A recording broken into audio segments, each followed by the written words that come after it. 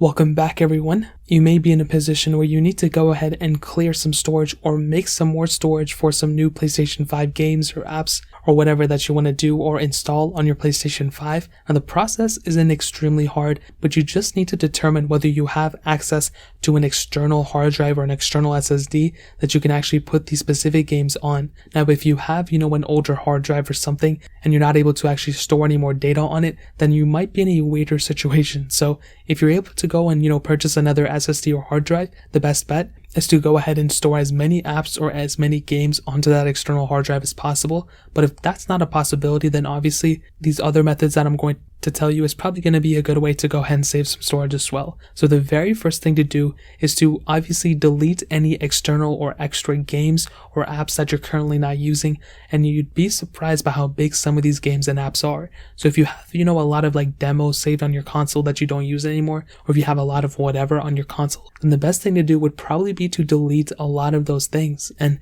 when you delete those also delete a lot of the saved data within it. So with an app like YouTube or Netflix or something, you'd be surprised by how much data is actually stored on your console just from those apps. So your best bet is probably to delete them. It'll save a little bit of storage, not a crazy amount, but depending on how much storage you need to save, that's a really good way of going about it. But the main way to actually go ahead and do this, like I said before, is deleting any big games that you have on your console. A lot of these games can be like 60, 100, 200 gigabytes sometimes. I don't think 200 gigabytes, but there's some really massive games out there. And the higher graphically intensive these games are, the more of a chance you have of actually, having less storage in your device. So the best thing to do is if you have a lot of those basic games, like Fortnite or whatever games that you don't play anymore, or let's say you have a lot of game demos on your console, the best thing to do is to delete those. And you can go through the app library on your specific console and see all your apps there and just delete whichever ones you don't own. Or you can always go through your main front screen and figure out which, games you don't use there